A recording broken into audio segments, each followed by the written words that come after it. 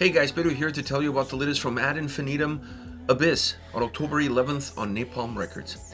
The album has 10 tracks, 37 minutes in length, and this is the band's fourth full-length studio record. They are a Swiss modern metal band. The design of this record is one that it's not rigid, and therefore the design of the album does not affect the experience. It's a record that you can sit down and listen to it from beginning to end. You can listen to it on shuffle, you can take the songs out of the context of the record and just digest those. It doesn't really lose anything. It's more about the individual characteristics of the songs, and then when you put them in the context of the album, there's obviously an underlining current that helps tying them together, but not necessarily forcing them to be in the way in which they're presented. So it's a very dynamic record from a design standpoint. It's an album that offers the listener a lot of different avenues in which you can enjoy the album, or I should say in which you can enjoy these tracks, and therefore makes this album even modern in the way that it's presented, because sound-wise, this is a complete departure from where the band started, more as a symphonic metal band. Now they're moving into a more modern melodic metal sound with some pop rock influences as well. So it's a much different textured sounding album.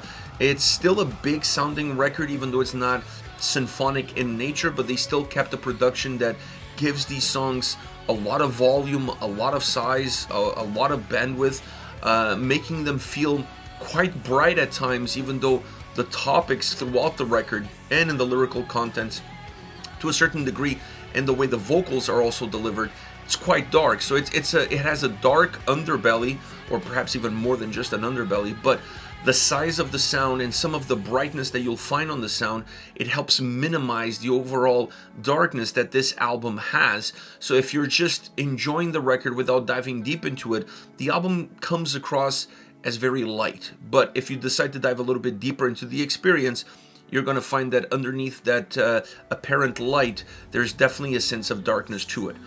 Now, I enjoy this record sound-wise perhaps a lot more than its predecessors, even though the predecessors had more of a sound that I find more connected with, because this album felt like a very organic experience. When I look at where the band is today with the current lineup, this sound fits them a lot better. So this is a record that you have the right pieces in the right place in order to make the right sound. So it's an album that comes across a little bit more mature, a little bit more polished, better put together, getting the strengths out of all the individual members into the mix, allowing this album to have strength across every single element that it offers, regardless if it's the vocals, guitars, drums, bass, or even the electronic elements that are a huge part of the sound on this album. Not necessarily defining the record, but a huge part of the sound nevertheless. Where I was surprised sound-wise with this record was how much bass this record offers. The bass pops a lot. On almost every song you're going to hear the bass sound coming through. I don't mind this approach, and I don't mind the bass sound on a record like this, because if you're going to have some dark undertones to this record, if you're going to have some dark topics, the bass popping that much, and in the way that it does, it doesn't necessarily come across as an element of grooviness, but rather an element of darkness. So from that perspective, it works well. I just felt that after a while was a little bit too much of it, and I would have liked to see a more subtle approach throughout the record, and keeping the more noticeable parts to key moments within certain songs, and not necessarily within every single song. So that to me is the only element of sound that felt a little bit out of the nature of the whole record, because for a more modern melodic sounding album with even some metalcore elements as far as the guitar sound is concerned, and obviously some pop rock elements as well from a song structure, vocal delivery, and even guitars, having the bass come across in this manner, it was not always well textured with everything else around it, and that's what makes it super noticeable. And you want it to be noticeable but not to be jarring, and on this album sometimes it crossed that line. Now the guitars, like I said, it has some pop rock elements, electronic elements, some metalcore elements, but it also has some heaviness here and there. So it's not an album that is just light or thin throughout. It is a very melodic, but it's also a very melancholic record, and adding some heaviness here and there from the guitars and even some drums that push a little bit more heaviness into the forefront definitely gave this album a little bit more substance. It doesn't allow the record to just be a big sounding record, but a record that also has something underneath it or within it, helping to create some substance within the overall soundscape.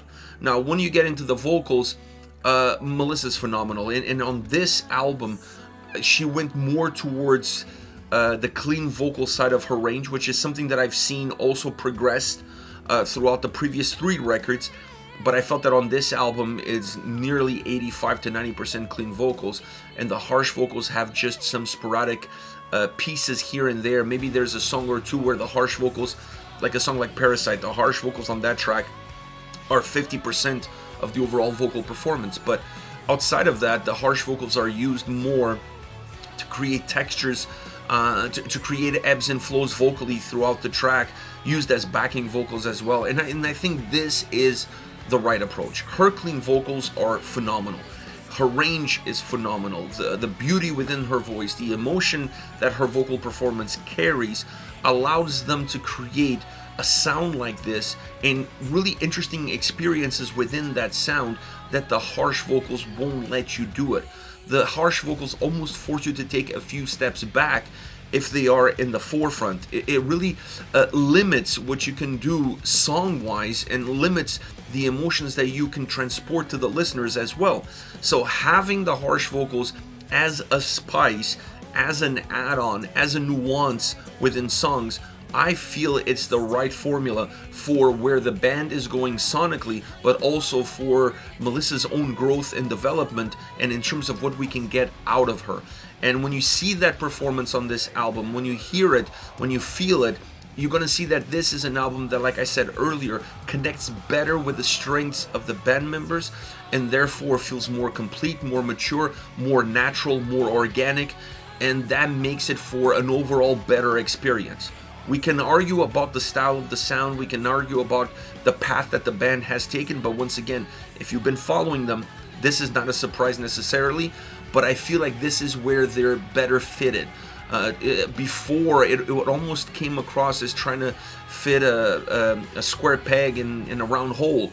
Now you have a little bit more of getting the most out of everybody in a more natural sense, and therefore making for better songs, better songwriting, in a better experience all around. As far as favorite songs goes, I want to start off with Anthem for the Broken. The piano that starts this song with the vocals is really beautiful. I almost wish, because this is a ballad, so I almost wish that that piano and that vocal performance would have stayed a little bit more consistently throughout the song, because it took this song in a melodic way towards a very dark experience. But it wasn't the case. I felt like the sound actually moved into a much brighter experience. It still kept the ballad elements of the track alive and well through the sound and through the vocal performance, but it lost a little bit of that early charisma. Now the chorus is super memorable, super hooky, still a great song all around. The guitars pop quite a bit. Actually, they have a very distinct impact, not just in the moments where they come in and they really jolt the song, but throughout the song. This is a track that really gives the guitars a little bit of room to breathe and to have a defined role into what the song is all about. And you see that in how the song develops as well. The bass pops quite a bit throughout the song as well, but that melancholic darkness that comes out of that melodic sound, it's definitely something that starts off right at the beginning and then it continues throughout all the way to the end.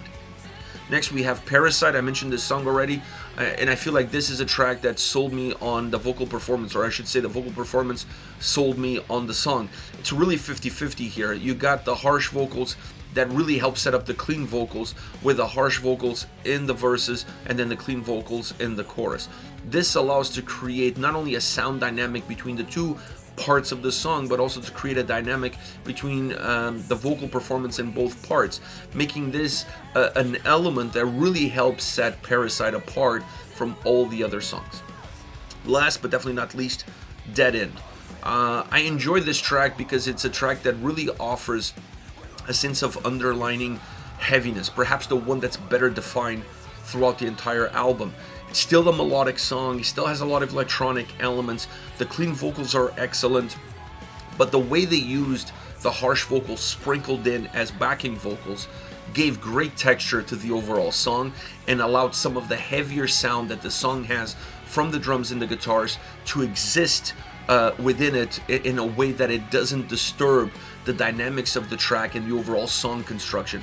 It's a well-developed track that definitely has this heavier bite to it from drums and guitars, and then the sprinkle of the harsh vocals ties it all in while still allowing those clean vocals to be predominant from beginning to end. So great song in terms of its creation, development, arrangements, and then obviously the vocal performance to top it all.